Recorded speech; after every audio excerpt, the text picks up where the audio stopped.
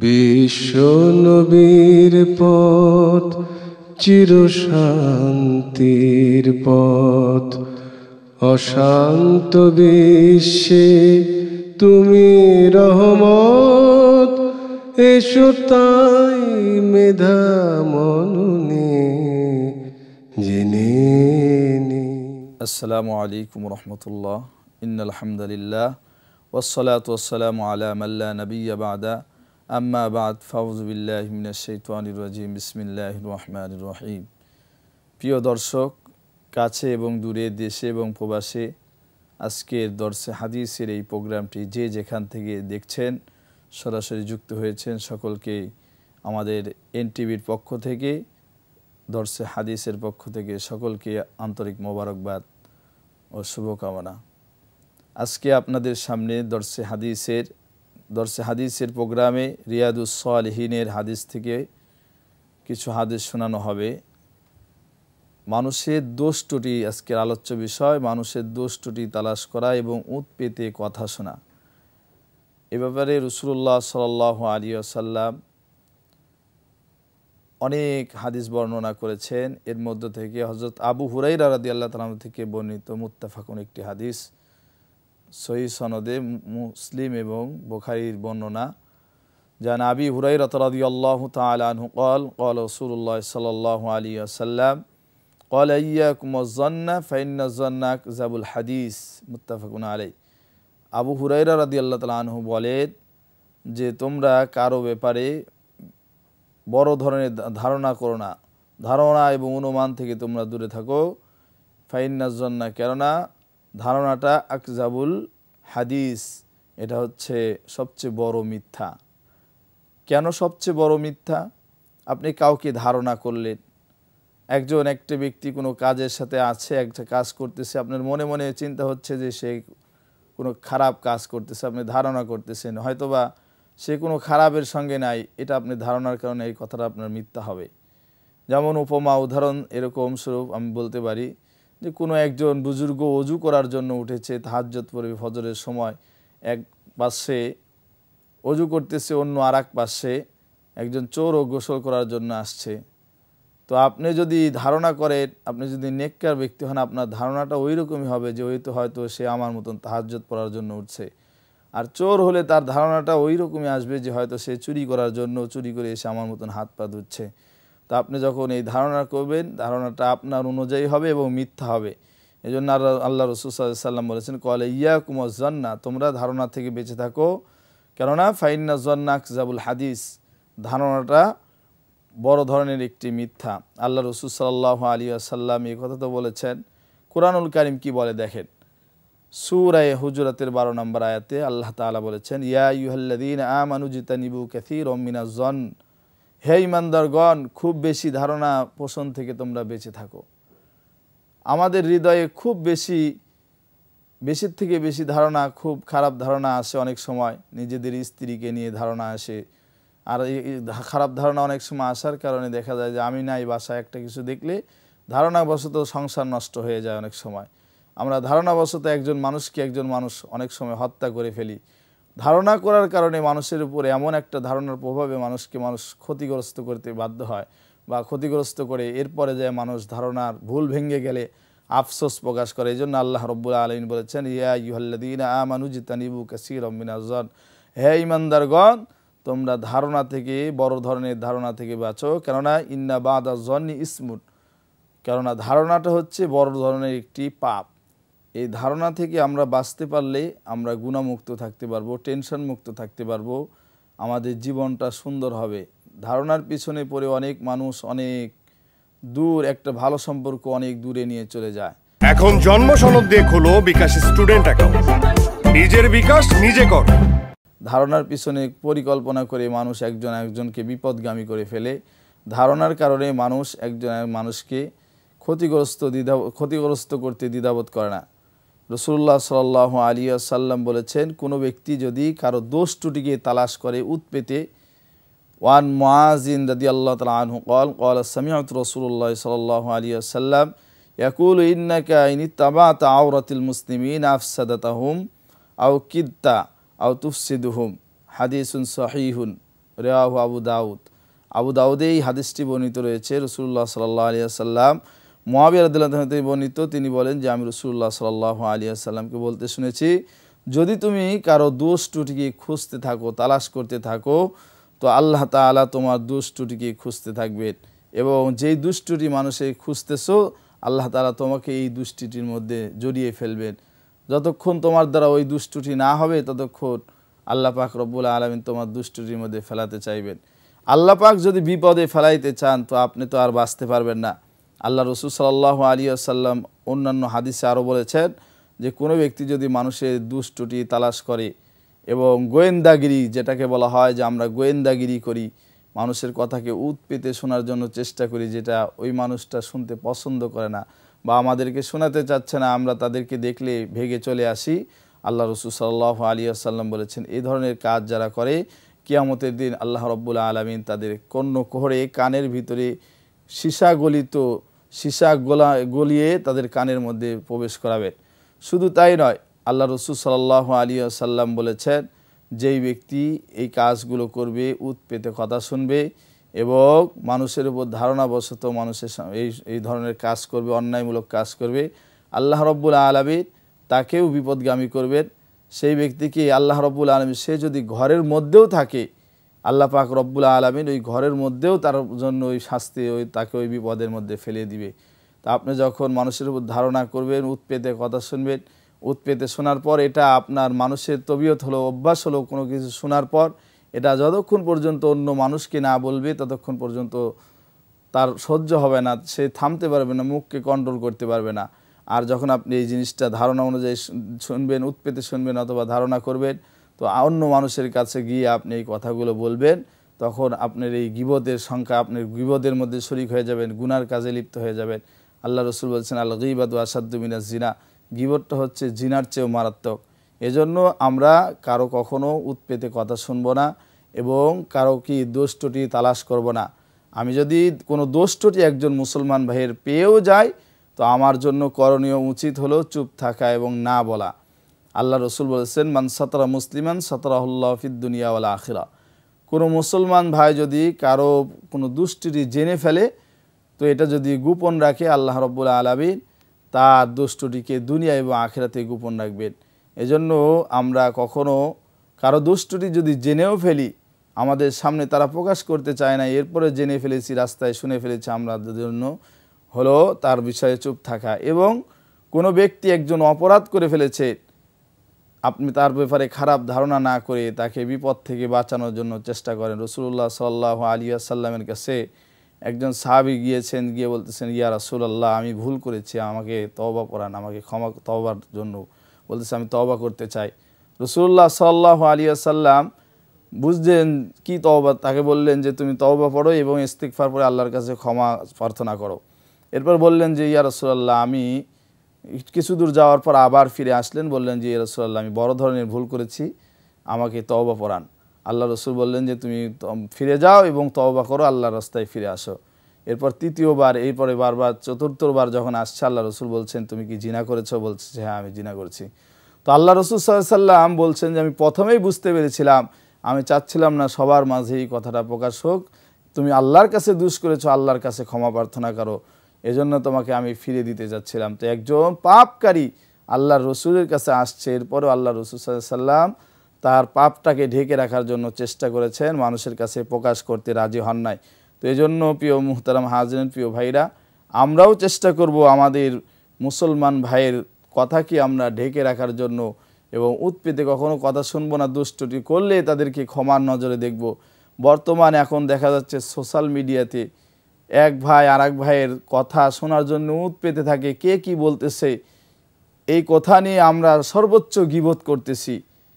আমরা সমাজের মধ্যে আমরা নিজেরা এই কথাগুলোকে এমনভাবে প্রকাশ করতেছি যে সমাজের মধ্যে ফিতনা আরও বেড়ে যাচ্ছে।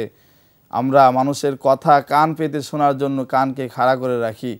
আমরা দেখি যে কোন মসলকের কে কি বলছে, আমাকে কি বলছে, এই কথা বলার পর আমি এটা শোনার পর আমি আবার তার মসলকের বিরুদ্ধে, আমি মানহাজের বিরুদ্ধে, আমি তার চেয়েও খারাপভাবে ভাষায় প্রকাশ করছি। এই কাজটা আমরা করব না। আমরা কখনোই মানুষের গীবত, মানুষের কথা শুনবো না, নিজেদের কানকে পবিত্র রাখবো। আমাদের কান হলো, এখানে এই কানের কিয়ামতের দিন হিসাব হবে। আমরা যে কথাগুলো শুনি, আল্লাহ পাক রব্বুল আলামিন বলেন, ইন্নাস সামা ওয়াল বাসার ওয়াল ফুয়াদা কুল্লু উলাইকা কানা আনহু মাসউলা। নিশ্চয়ই সামা কান, ওয়াল ইন্নাস সামা ওয়াল বাসার এবং চোখ, আমরা যা কিছু কানে শুনি, ওয়াল বাসারা এবং চোখ দিয়ে দেখি, ওয়াল ফুয়াদা অন্তর দিয়ে যা ধারণা করি ভাবি, আল্লাহ পাক রব্বুল আলামিন কুল্লু উলাইকা কানা আনহু মাসউলা, প্রত্যেকটি বিষয় আল্লাহ পাক রব্বুল আলামিন সেই দিন জিজ্ঞাসা করবে। এজন্য আমার কানকে সর্বদাই আমরা পাক পবিত্র রাখবো, আমাদের চোখকে পাক পবিত্র রাখবো। আমরা কারো দিকে এমন নজরে, কুধারণার নজরে তাকাবো না, এমন চিন্তা নিয়ে তাকাবো না যে চিন্তার দ্বারা, এই ধারণার দ্বারা আমার অন্তরে এমন ধারণা আসলো যে আমার গুনায়, আমি বড় ধরনের গুনায় লিপ্ত হয়ে গেলাম, অথবা আমার ধারণাটা মিথ্যা হয়ে আমি মিথ্যা সাক্ষীদাতা হয়ে গেলাম, কিয়ামতের দিন আল্লাহ তাআলার কাছে আসামি হয়ে গেলাম। এজন্য আমরা সর্বোচ্চ কি করব, নিজেদেরকে গুনাহ থেকে বাঁচানোর জন্য চেষ্টা করব। নিজেরা আমরা কারো প্রতি কুধারণা করব না, আমরা নিজেরাও বেঁচে থাকবো, আমার পরিবার পরিজন, আত্মীয় স্বজন, প্রতিবেশী, এদেরকেও আমরা চেষ্টা করব এই সমস্ত কুধারণার থেকে বাঁচানোর জন্য।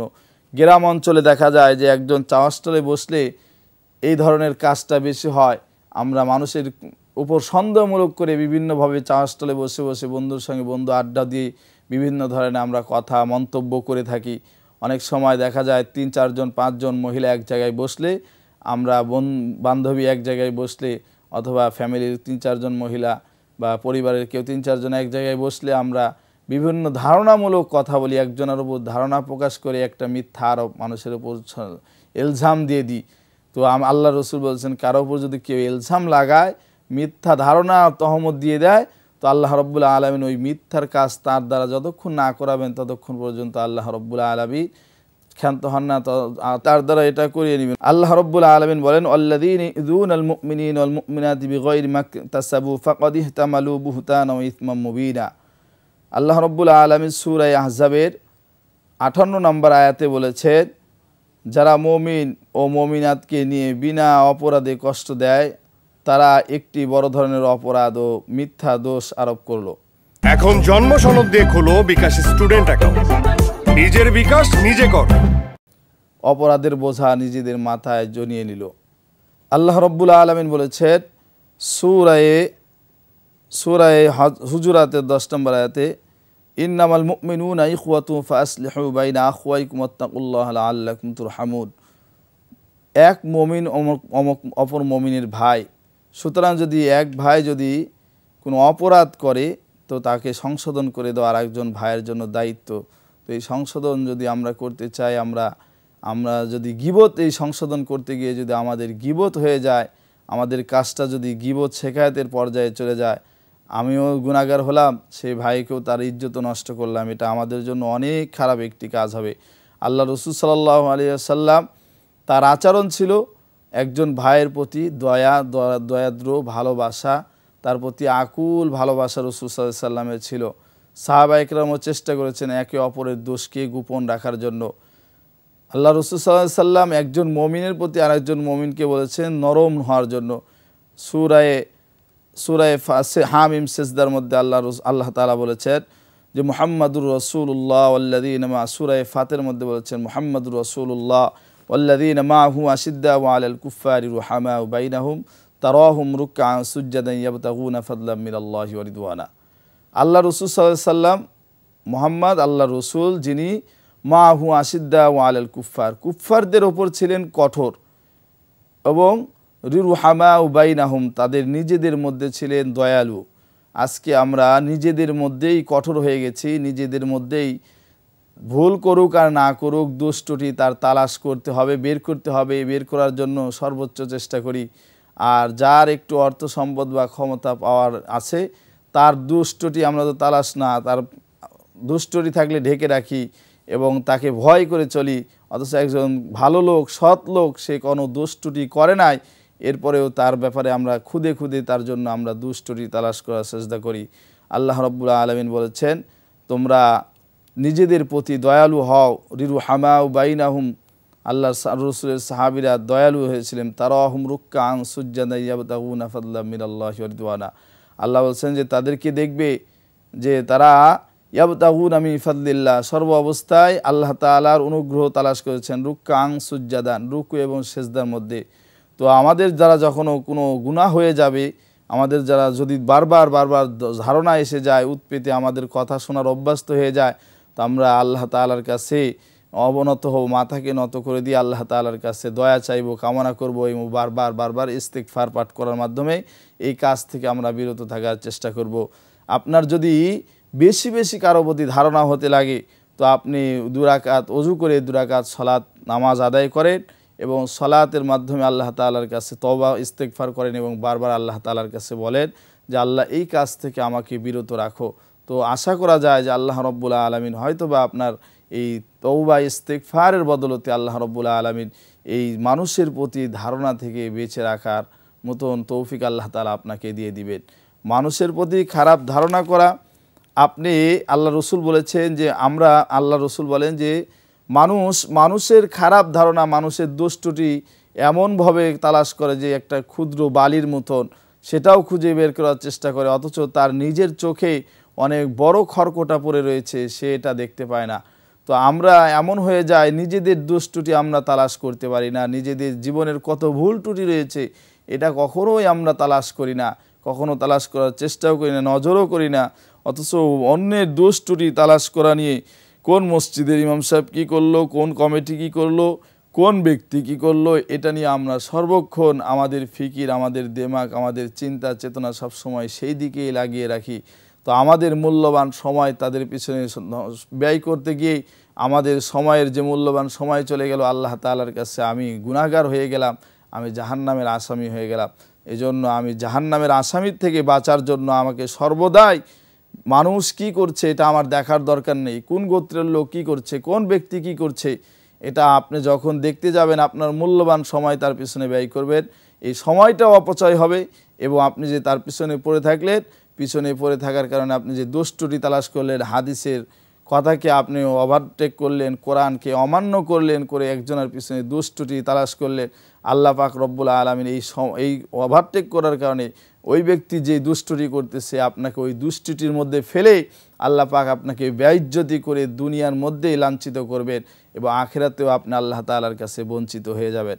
অতএব প্রিয় মুহতারাম হাজিরিন, আজকের প্রিয় সম্মানিত সুদী, আজকে যারা এই দর্সে হাদিসের এই প্রোগ্রামটি দেখছেন, রিয়াদুস সালিহিনের এই ইমাম নবী রহমতুল্লাহ আলাইহির যে হাদিসগুলো আপনাদের মাঝে বর্ণনা করলাম, যে রাসূলুল্লাহ সাল্লাল্লাহু আলাইহি ওয়াসাল্লাম বলেছেন ইয়াকুম ওয়াজ্জান্না ফাইন্না জান্না আকসাবুল হাদিস, যে তোমরা ধারণা থেকে বিরত থাকো এবং ধারণাগুলো বড় ধরনের একটি মিথ্যার রূপান্তর।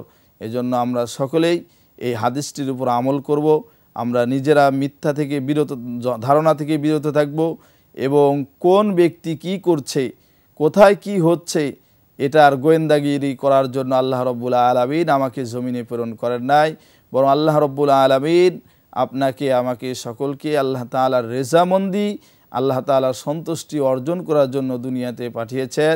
আমার আপনার প্রত্যেকের আমল নামার হিসাব হবে। আল্লাহ রাব্বুল আলামিন এই ছোট্ট জীবন দিয়েছেন আপনার আমার ইমানের জীবনের আমল নামা দেখার জন্য, লিয়াবুলুয়াকুম আইয়ুকুম আহসানু আমালা, এটা পরীক্ষা করার জন্য কার জীবনের কত সুন্দর আমল হয়। প্রিয় সম্মানিত সুধী, আপনাদেরকে এতক্ষণ আলোচনা করছিলাম রিয়াদুস সালিহিন থেকে যে মানুষের দোষ ত্রুটি তালাশ করা এবং উৎপেতে কথা শোনা। তো আমরা এই রাসূলের হাদিস থেকে বুঝতে পারলাম যে উৎপেতে কথা শোনার কতটা ক্ষতি। আমরা শুনেছি যে গরম সীসা কানের মধ্যে ঢেলে দেওয়া হবে, এরপরে রাসূল সাল্লাল্লাহু আলাইহি ওয়াসাল্লাম বলেছেন তাকে ওই পাপ কাজের সঙ্গে জড়িত করবেন, এরপরে তাকে ঘরের মধ্যে থাকলেও সেখানেও লাঞ্ছিত করবেন। এজন্য আমরা এই হাদিসের উপর আমল করব, আমরা এই কথাগুলো মানার চেষ্টা করব, আমরা মানুষের প্রতি কুধারণা করব না। কেউ যদি অন্যায় অপরাধ করেও ফেলে, এরপরেও এটা দেখার পরেও আমরা পারলে সংশোধন করে দেওয়ার জন্য তাকে সরাসরি তাকে বলবো। অতএব আমরা আর আজ থেকে নিয়ত করব যে আর কখনো আমাদের দ্বারা কুধারণা আমরা নিয়ে আসবো না। যদি আসে বারবার ইস্তেগফার পরে আল্লাহ তাআলার কাছে ক্ষমা চেয়ে নিব এবং এই কোরআনের আয়াত এবং হাদিসের উপর আমল করে নিজেদের জীবনকে সুন্দর করে গড়ার জন্য চেষ্টা করব ইনশাআল্লাহ। আজকের এই জুমাবারের এই আয়োজনকে এখানেই সমাপ্ত করছি। আসসালামু আলাইকুম ওয়া রাহমাতুল্লাহি ওয়া বারাকাতুহু। চির শান্তির পথ অশান্ত বিশ্বে তুমি রহমত, এসো তাই মেধা মননে